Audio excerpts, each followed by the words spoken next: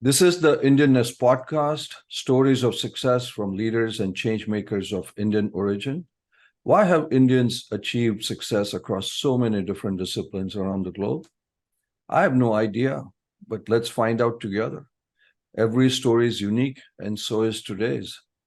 I'm very excited to have Sushma Bhatia with us today. She's the global head of strategy and operations for Google Payments. She also serves on the California Board of Environmental Safety, besides having a long career in public sector and consulting. But I wanted to have her on our show because I was fascinated how she moved from San Francisco Department of Environment to her own startup, to Accenture, a large consulting firm, now heading up strategy for Google Payments, being in the state environmental board. Either she could not make up her mind or she just has innate curiosity. So welcome, Sushma. It's an absolute pleasure to have you on our podcast. We are all very curious about you. Well, lovely to be here. I'm looking forward to our conversation over the next hour. Great. Sushma, as I tell our guests, that this is really about inspiring the next generation or the people even from this generation about the stories and what makes up you, who you are. So to do that, we kind of have to go from the beginning. So can you walk us to where you were born, a little bit about your childhood and about your upbringing, your parents, etc.? Sure. I was born in a tiny town in South India called Vijayawada. I didn't really grow up there though, because my parents, like many parents of that generation, were interested in building a good life for their young growing family. So they moved to the big city, Mumbai, and then they moved out of India when I was very young. So as we talk, you will hear more about my global childhood. That's wonderful. That's wonderful. So during childhood, you had, as some people would know in India, there are a lot of different cultures or languages, etc. So you got a good exposure to that. How was that experience, Sushma, going, because Vijayawada to Bombay is a little bit of a different culture. I've not been to Vijayawada, but I would presume it was a little bit different.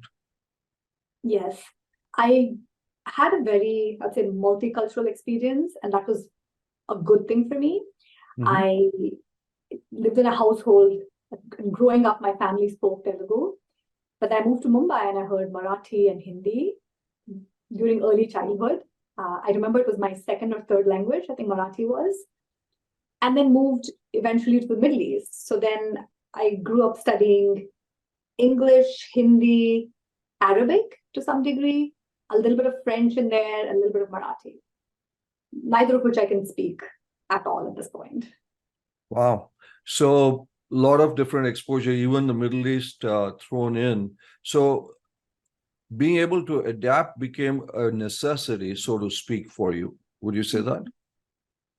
Absolutely. And I think now when I think back to that, there's a lot of learning from being exposed to new and uncomfortable environments and situations.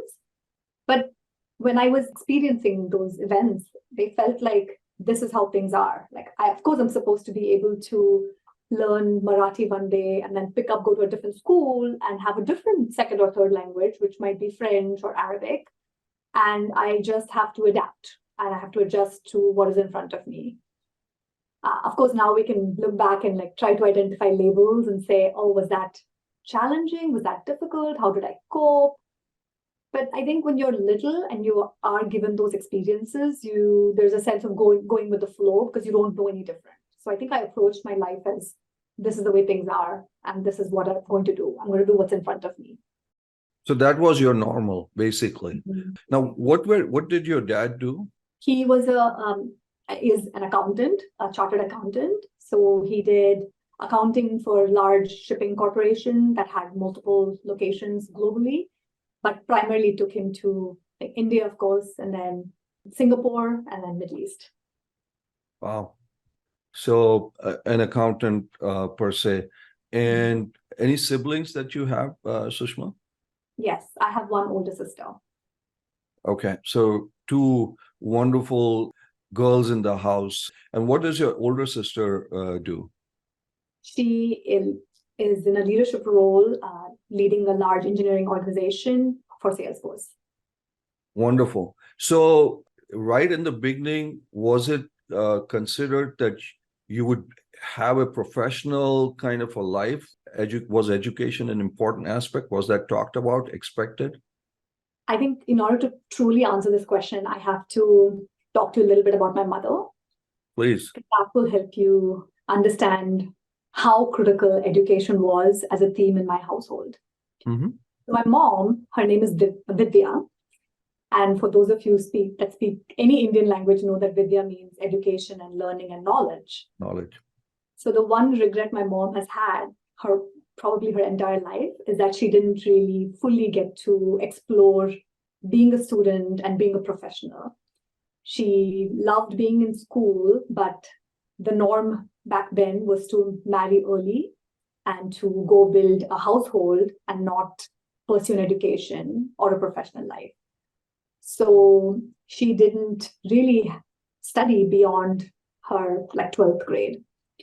And because of that, she had this innate drive that her girls would achieve what she was not able to achieve. But without using those words specifically, it was just this: you have an opportunity to study, you have an opportunity to build a professional life. Why would you not do that, right? So anything around our personal growth, my mother would create all those opportunities, clear all those roadblocks, and be available as a pillar to make sure those things were unblocked and so we could solely pursue education. So it was never a question or a debate in the household. And that, I think, is best describes the environment in which I grew up. This fiercely passionate mother who was ready to do whatever it takes so that her daughters could be successful. And I think there's one other anecdote I can give you to fully drive this point home. Is when you'll hear about this more. I was telling you that a part of my childhood, I grew up in the Middle East. And this was in a country called Kuwait. Mm-hmm. So those of you that have heard about the country associate Kuwait with the Gulf War. Mm-hmm. We were there. We were one of the little Indian families growing up in Kuwait before the Gulf War. And when the Gulf War happened, we were little girls, my sister and I, and my family was devastated, completely displaced. And we were in that environment when Iraq invaded Kuwait for almost a month or so. But when it came time to flee the country, when an opportunity came for us to leave the country and take care of ourselves, we had maybe 2 hours to pack the suitcases in the middle of the night. And my mom would pack it with books. Because in her mind, she was thinking, my girls are going to have to go back to school, maybe in India, maybe somewhere else, but Bill, I cannot have this create a break in their education system. So that is my mother. I think that story just captures the essence of what my mom is and what education means to our household. Wow, her name is Vidya. So that's says that. But you brought up a very interesting point about Gulf War and being right in the middle of it. Mm-hmm. How was that? Because that was a big period of uncertainty. This was the first Gulf War? Yes. So this was prior to the Gulf War. There was a long period of invasion, mm-hmm. where there was basically an invaded country and lack of infrastructure and sort of a chaotic environment for people living in the country. So I'd say this happened during my very early childhood, formative years. And when I look back, I can clearly say that this was one of the very influencing, pivotal moments of my life, because I learned so much about what is a war. You don't grow up thinking about what a war is, and what it means to be disrupted, what it means to see your parents being helpless or in despair, and feeling broke, because through that set of events, there was a moment in time when my parents had lost almost everything. What it means to rebuild, So there's so many different experiences wrapped into one. The concept of being a refugee.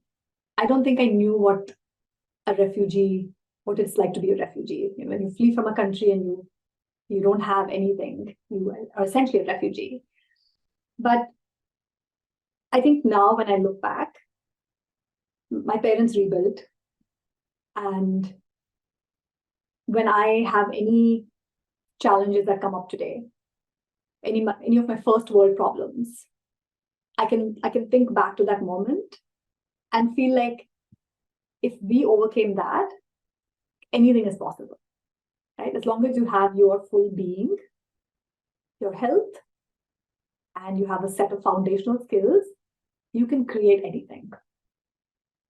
And there's never a moment of such despair and such hopelessness anymore. And it brings a sense of what we talk about resilience a lot, and we've been talking about it during COVID. But for me, the true resilience lesson came from that early lesson. So that was one of the defining moments for you growing up. It must have impacted your parents quite a bit, right? And you could potentially see that. And probably you were helpless because you were a child not being able to do anything. Yes, absolutely. And then, but you came out of that somehow. Yes, I'd say, this is the beauty of childhood, I think, is we don't have in childhood such a strong sense of right or wrong or benchmarks. And so even when the war happened, there was a moment of like, oh, okay, this is happening, but taking things for what they are. My sister and I would count the bombs going off in the distance and be like, oh, like this is my counter, this is yours. And we found a way to create some play around it as a way to protect ourselves and our childhood. And I think that the point where it truly became pivotal was watching how my parents were truly in despair, but at one point unable to hide that from the little kids. And then you realize that all of as children, we elevate our parents and put them on a pedestal, and seeing them in that mode, I think created this true fear, and then just sort of new feelings and emotions to process. But also the beauty of this is I saw them through it, because I saw them being human, and then I saw them trying to figure out how to get out of it. I think culturally, this was probably true for many cultures, that we try to shield our kids so much from the world events and try to put them in a bubble and give them the best of experiences. But I think there comes some times in our lives when that becomes no longer possible. And I think war is one of those situations.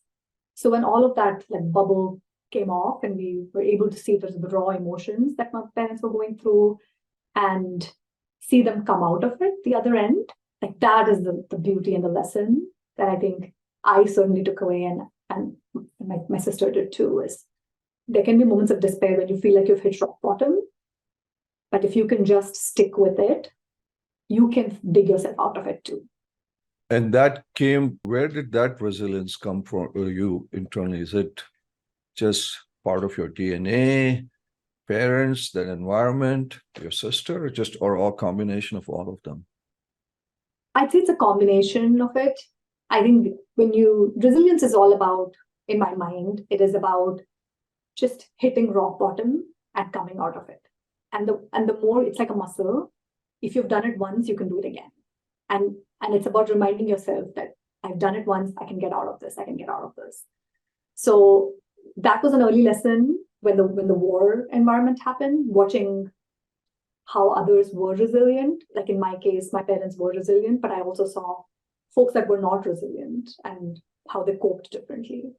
And then I've had my own life experiences since then that I would call my own personal rock bottom. But every time I'm able to work myself out of it, I know that when it happens again, if it happens again, I'm able to dig myself out of it. So what I'm gathering is resilience is a muscle memory kind of a thing. That's a very good point. So you came back to India from Kuwait. So tell us then what happened. You went to college from there? No, I had the Okay. most bizarre year when I came back from the war. Mhm. Bizarre because we were displaced and we didn't know where we were going to live. We didn't really have much of the finances for my parents was frozen. So there was I'm gonna call this the year of like nomadic living in some sense, where we lived briefly in Mumbai, where my dad was looking to reestablish his life. So I went to school briefly in Mumbai for maybe 4 to 6 weeks, and that didn't quite work out. So we decided to move in with my grandparents in southern India. And then I went to another school there for another 3 or 4 months. In all of this time, my dad then moves to a different country in the Middle East and gets reestablished. So then I moved from there to finish my year in the third country, my fourth school. So it was a very bizarre nomadic year from 4 different schools across 3 countries. Wow. Got to be tough making friends with so many moves going on, and just trying to remember which teacher is who. But, I mean, maybe that's part of your, as you said, your resilience that comes from there. So then what happened? You moved to this third Middle Eastern country. And then when do you come back to India? Because there is that whole IIT path here. Yes, absolutely. So I finished my college, my up to 12th grade, as you call it, in the Middle East. And I did all the entrance exams and so on that you do in order to get placed in college. And that's how I went to IIT Mumbai, is through placement. And I chose chemical engineering as my major. So I spent the next formative phase of my life in Mumbai for 4 years, cranking. Why chemical engineering, Sushma? You're not doing much chemical. Well, you're doing environment. So, but let's say, why chemical engineering? Is that what your passion is? So first of all, I was doing 2 things back then. One was I was resisting the whole world telling me that I needed to do computer science. I didn't know enough about any major in particular, but I remember having this resistance, why do I have to do computer science? Why do I have to do what everybody else has done before me, is doing after me? And there was that. There was also my deep love for chemistry. I loved chemistry in my high school. I loved my chemistry professor. And I naively thought that chemistry was the same as chemical engineering and that would help me refine those types of skills. I learned after the fact that it's not in any way related. But however, that was what led me to choose chemical engineering. And it was entirely by choice. I had a choice at that time and I chose chemical engineering. As most people who listen and some who don't, getting into IIT, sometimes they say is harder than getting into MIT. The people who don't get into IIT come to MIT and Stanford and others. But that must have been pretty tough and obviously a big accomplishment. And IIT Mumbai Powai is a very, very prestigious institution. So you must have really worked hard. And at that time, there were, I would presume, and it's not too long ago, but not too many female applicants or things like that. Maybe now I think the number has increased. So how was that, a tough entrance exam, making it, and then going into IIT Mumbai? So I think this was another just big early lesson for me, is my experience entering the IIT campus for the first time, going through that orientation process and realizing that I was one of 20 girls in a cohort of 400 boys. And this was the highest ever number of females they had in that year. That year was the highest ever number of females. And it was so scary for me because I had just come off of an environment where the Middle East is very segregated, or was very segregated then. So with one sister, highly segregated society where the education system was set up so that girls would attend school in the morning and then boys would go in the afternoon. So I didn't even get to interact with boys as part of my education process. And then I ended up in a world where the ratios are completely reversed and there were so few women. I just remember being very, very uncomfortable all the time at least the first year. And I think throughout the time at IIT or even post-war, I would say, the struggle I was experiencing is something I didn't have the vocabulary for then, but I have it now. It's a sense of belonging. Because when you get displaced and you're in a new environment and you're trying to fit in, as you call it, make friends, but you're different. You had a set of different experiences, so you don't show up like everybody else around you. And it takes a lot of empathy, of course, for people to recognize that and embrace it. And when you're so little, that difference is not often celebrated. And there's a sense of like, oh, like this person is other, the otherism, and we are all together and similar because we've had similar experiences.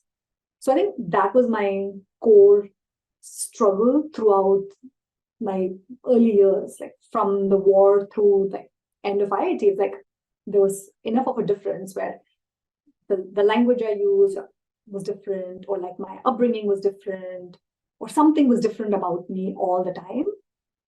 And it's interesting that now when you think that working for 23 years that I no longer have that, but I actually do. I actually do often think about, do I feel like I belong here? And I find that I and many other, or some other women leaders that I have talked with and worked with, feel this tension of celebrating the difference and also trying to fit in at the same time, and doing both of these. And it's like, can feel like tightrope walking, but that I'm calling that out because it's worth acknowledging the moment and saying, okay, this is what I'm doing now. It's like, I want to show that I'm different and I'm unique, so I have a unique perspective to offer. But at the same time, I'm also like you, which is why we can hang out together and go for our social events together. And you can see me in a leadership role too, even though I look different from all the other people on your leadership team. Well, that's pretty tough. So it must have been a little lonely out in IIT. Firstly, obviously, you were put in a pretty tough environment where everybody is so equally smart, and you're kind of adjusting to this whole thing. But you survived using your resilience muscle somehow. And then what happened after you graduated from IIT, Sushma? I think before we get to the graduation part, and there's one other thing I want to say about those early years in IIT. We spoke about the gender imbalance, inequity. We spoke about the sense of not belonging quite. And of course, when you overlay that with all of the highly competitive environment, it can be very stressful. I want to call this out because while I was in IIT, there was a very close friend of mine that attempted suicide. And I sort of experienced it and with her, she recovered ultimately, but she was hospitalized and we were in it together. And I want to bring that up because we now have a mental health crisis, and the world is different and it's complex, and it can feel really gnarly to navigate. But I find that in those moments, anchoring on those few relationships that you have that can kind of remind you of your contribution to the world and remind you that you also belong, even if you're different, can just change someone's life, change your own life, but also change someone else's life. So, and we can also in the moment sometimes make things very significant. Like at that moment when I was all I could see was I need to graduate out of IIT somehow. Like no matter how difficult it feels, I just need to find a path out. And for some people, finding a path out didn't mean graduating out. It meant like, let me just end this misery now. When we don't think outside of ourselves all the time, right? Meaning that spotlight effect, like it's all about me. There are other people that are going through the same set of challenge. So it opens up the mind space to notice what's happening around, and then to be there for that moment of despair when someone else is hitting rock bottom, to be there for them. And in doing that, you actually end up helping yourself. And I can't emphasize that enough. Like seeing that happen meant that gave me so much to see someone else and help someone else recover. Because then I realized, oh, like this is not as significant as I'm making it. And I'm not that important or special. It's fine. Things are difficult, but we can work through them. So that is to close off my IIT story. Yeah, just to add a point, I think, Sushma, because you touched on something very important, the mental health Yes. issue, and especially what our young people are going through. I hope whether it's the IITs and institutions here and around the world, we have the mental health resources, and also there is no shame in reaching out. I mean, the thing I say is, when you can reach out for a physical trainer, your personal trainer, for whatever else it is, what is wrong in working your brain muscles and your mental health, etc.? But I think what you're pointing out, and I hope those things have changed, and it should not take someone taking such an extreme step to give you a dose of reality that things can be bad. But I think you point out something very, very important, because we really are in a mental health crisis in this country, maybe I think across the world, especially after COVID. That's pretty intense. No, but shifting gears, and I hope your friend, things worked out for her, and I hope she went on to have a good and healthy career after that. So that was also probably another defining moment, watching someone, do something extreme, Sushma. So you had some, at least some very, very important defining moments, and you showed resiliency through that. So then what happened after you graduated and let's just say you survived IIT? I decided when I was in in undergrad, that I wanted to go to grad school right away. I didn't feel quite ready to enter the workplace. And thankfully, my parents didn't question it. So I followed the masses then, where my options were to pursue grad school in India or to pursue grad school abroad. My sister had then gone to London, I think, to pursue grad school. So I looked at US primarily because she went to UK and then moved to the US, and she was in the US then. So I ended up finding a great school. It's USC in Los Angeles, and started my chemical engineering grad school journey there. Wow. So straight from Mumbai to LA, basically. Yes, exactly. That's a big journey, even though LA can be a pretty cool place, nice weather, etc. That must have been a very different environment than IIT, right? Yes, very different. One big city to another, I think, to simplify. Yes. But living alone in a new country and getting used to it. I think being independent for the first time. I think for those of you that have done this, setting up your SSN and your phone line and all of the banking yourself, all of that was a whole set of new experiences. But LA was also quite interesting. I recall we had to be escorted into the campus and outside of the campus because USC is located in downtown, which has pretty high crime rates. So that had a whole another entertainment component to it. So I couldn't just think about education. I had to think about factors that would enable me to have a good education, like, safety is important.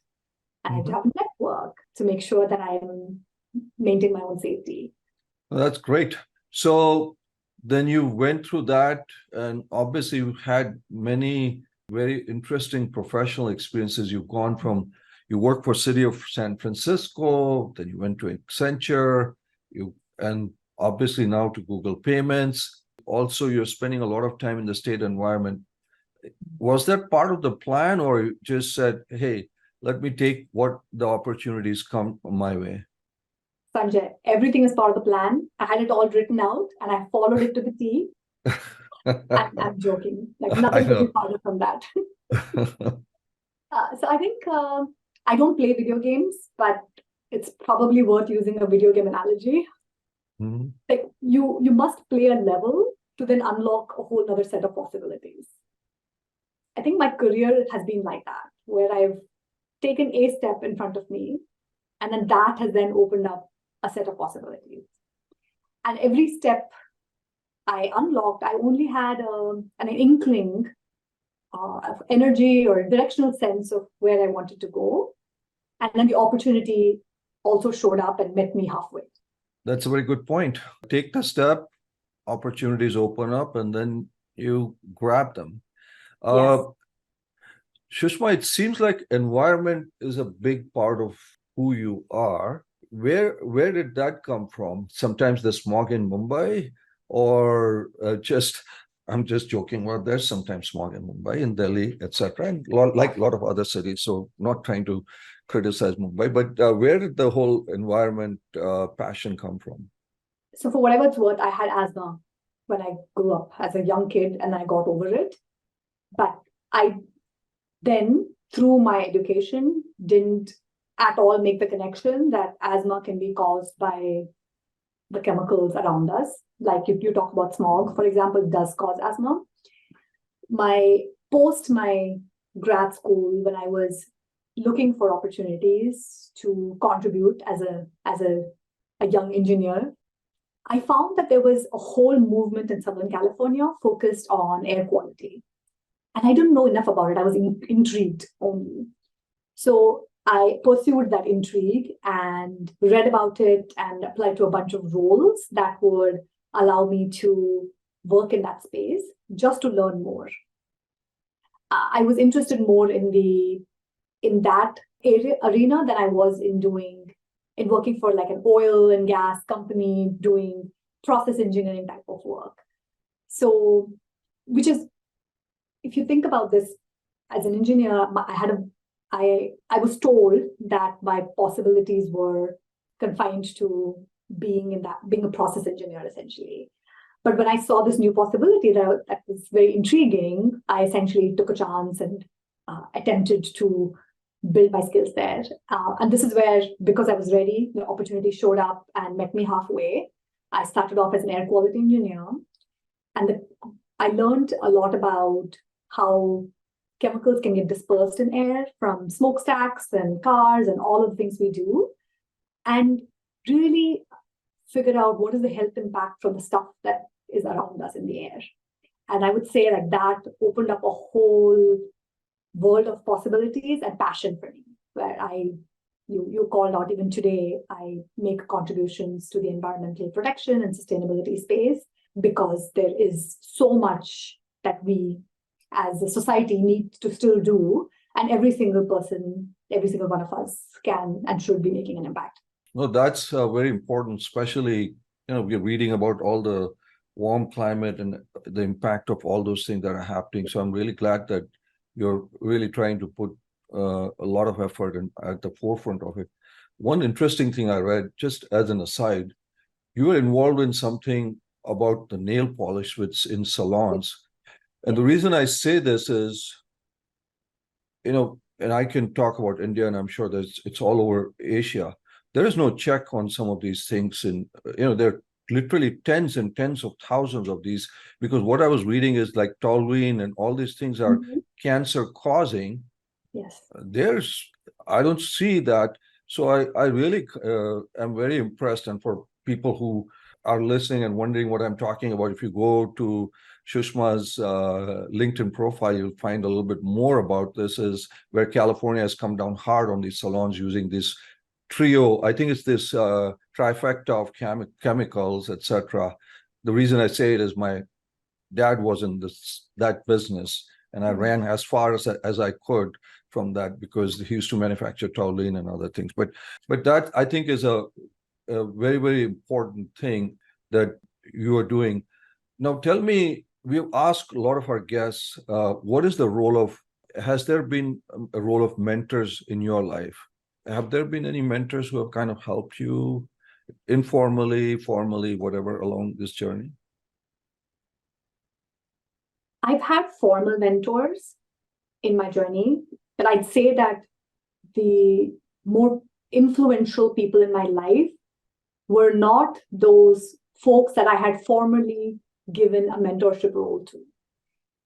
So I'm going to give you very specific examples. These are people that, through the way they were showing up in the world, they taught me some very valuable lessons. We spoke about my mom earlier. I think it's worth calling her out first. Mm-hmm. From my mom, I've learned this bias for action. She is a woman that cannot sit still. She's a master of creating work and just keeping on moving. And I've inherited a part of that, genetically or not, or just from watching her by osmosis, that I look for things to do, to improve, to fix, and I'll keep going. I think the second thing is I had an early boss who then became a mentor / friend. I learned from her true empathy. It is that it's always about the person in front of you, and it's not about you. And this is where I was talking earlier about sometimes we make ourselves too significant and too big, and when we can just shift that mind frame that it's about someone else, and then it just is very liberating, and it brings over joy to connect at that level. So I've learned from watching her do this time and time again to then really embracing the concept of empathy. And then I have to mention my husband. I met him in grad school. His name is Ajay. From him, I've learned what I call generosity of spirit.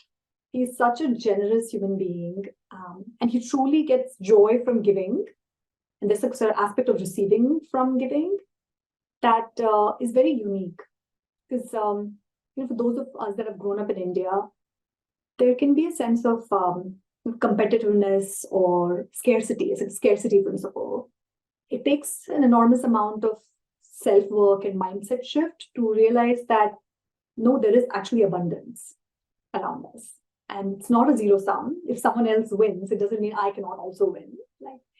And I think this combination of these three different skills, having a bias for action, carving out my own path, understanding empathy, and also being generous, all these three things have really shaped how I think and how I show up. Well, that's fantastic. So more informal mentors who have kind of helped you in many different shapes and forms, including your husband. And as you rightly said, the scarcity of spirit, 1.4 billion people fighting for resources, unfortunately, does that to you at times. Now, obviously, this show is heard by a lot of people who want to be in your role, etc. So if some of these folks say, hey, I want to be mentored by Sushma, can we send someone like that your way for you to at least consider, Sushma? Yes, absolutely. I'm happy to. Well, I'm sure listeners are listening, and I hope they take her up on this. Sushma, you work now, obviously, educated in India, you worked here. How do you balance the Indian and the American part of you? Because, there's both. I see something in the paintings behind you also a little bit. So how does that kind of play out? Interesting you call the paintings out. I do art therapy, so this is all my artwork. Very nice. That's another great way to be resilient, is find some way to cultivate self-care, your own version of self-care. And it might look like art, it might look like dancing, it might look like poetry. It's something that's not related exclusively to climbing the corporate ladder, which we can sometimes find hard to break out of that mindset. So I think your question about how do you balance the Indian and American side, I'm interpreting that question as, how do you show up as the global citizen, essentially? Because there are so many parts of me that are not purely Indian or purely American. They're just acquired from different cultures and people. Middle East, Kuwait. Exactly. So the way I think about this is that I have more tools in my toolkit. And depending on the situation, I pull out a tool in my toolkit. So it might be that I'll give you a very practical example. I'm going into a difficult meeting. sometimes what might work in that difficult for me to prepare my mindset is pranayam. It's meditative breathing, right? That can be really helpful. In some other situations, it's power posing. Is that American? Possibly. Yeah, I'll power pose and I'll go in. So it's just identifying that we don't have to choose. We don't have to choose to be one or the other. We can choose to be all of it. Because in the moment, whatever is the most helpful mechanism, means, approach will show up, and just trust yourself that it will show up. So it's like a Swiss Army knife that you have. You can pull out whatever works. That's exactly right. It can only, I think this is worth saying, that it can only work if you let it. We can be extremely self-critical of ourselves. I can speak to this for myself. I have a huge board of directors in my head that is always being critical of like, oh, this didn't land correctly, or like, I should have worn something different. I should have said something differently. I should have, all the shoulds. My board of directors are constantly bombarding my head with all the shoulds. And if I can just acknowledge that they're there, thank you, you've done your job, now just be silent, then I can allow my natural way of being to show up, and the tools that are most helpful will then come up. And it means that when the situations happen that don't quite work according to plan, I have a choice to indulge the board of directors and beat myself up and be judgmental, or I can give myself grace and be kind. I don't say that I do this successfully all the time, but I'm a work in progress, and I try to have my own back. So that would be my advice to whoever wants this or needs to hear this is, you are your true friend first. And the world cannot embrace you as you are if you do not embrace yourself as you are. So be kind to yourself.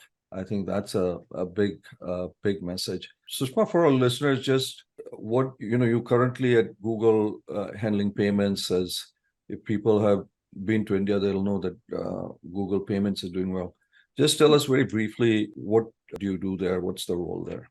My role is a strategy and operations role for the global Google Payments team, partnerships team. So typically I'll be thinking about which markets do we launch in? How do you grow in those markets? What is the user research like? What specific alliances or partnerships will help drive the growth of payments? There's a component of financial inclusion, because there are many people in the world that are not banked fully. They're either underbanked or unbanked entirely. So how do you create mechanisms for them to be a part of the digital society through this sort of mobile payments revolution? A very important mission, because I can see now so many people, especially in India, who would never have been digitized or been in banking, that across the board are using that. So I think that's very, very helpful. So, congratulations on that. You've done a lot and you've been through a lot, and you still have a lot to do. So where do you see the journey going from here? I mean, there's still many, many chapters to be written. So what do you see as some of the next chapters, Sushma?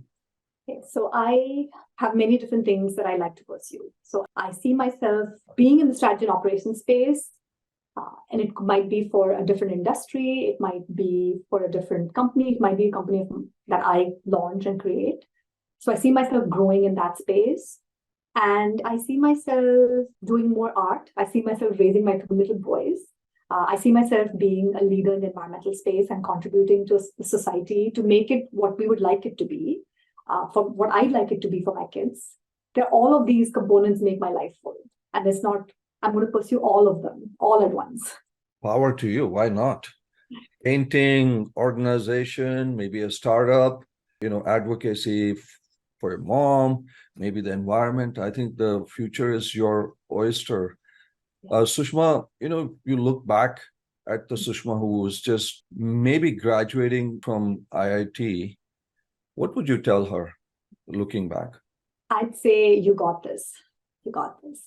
Okay. So have faith, have confidence that this is something, that you have it in you.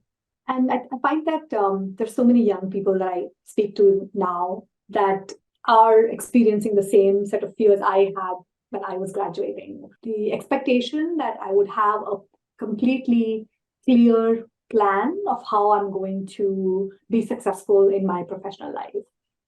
I think it's a little bit unrealistic. No one really knew going into their early years of their professional life what they're going to be doing and how that was going to end up working out. I say be curious, take that baby step, and there is no such thing as failure, because whatever the experiences that you will have will only help you grow. And it's okay to change your mind. It's okay to not know, because once you take that step, like I said, the next level will get unlocked for you. So have some trust and faith in the universe that a next set of possibilities will show up, and you just take that next step. Just keep moving. Just keep moving. Just keep swimming, as Dory would say. That's true. That's true. Those are fantastic points. Sushma, we always, towards the conclusion of this, we have these lightning round of questions, short questions. So we ask everybody that. So tell us, what is your definition of Indianness? Everybody has their own. Okay, the first word that comes is jugaad. So for those of you that don't know the word jugaad, it's like you basically make things work, whatever it takes, and use the skill, your imagination, and just find the solution. That's what Indianness is to me. That has been used by several of our guests before. So that's very, very interesting. Sushma, how about one person, whether in India or in the US, not related to you and alive, that inspires you? Okay, I'm going to give you two names. I'm going to talk about one of them. Sure. Michelle Obama. I heard her speak. I said of India or Indian origin. Okay, Michelle Obama, that would be an easy one. Got it. Yeah, Got it. so, yeah. Indra Nooyi.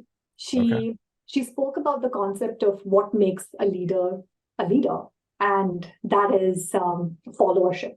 Followership is what makes a leader, and I just love that concept. So Indra Nooyi, it's a very good choice. Very good choice. Sushma, this has been great. Really enjoyed the conversation. Very inspirational, and you still have many, many journeys to go. We'll probably be talking to you much more often. So thank you so much for being on the Indianness podcast. Absolutely. Thank you for having me. Thank you.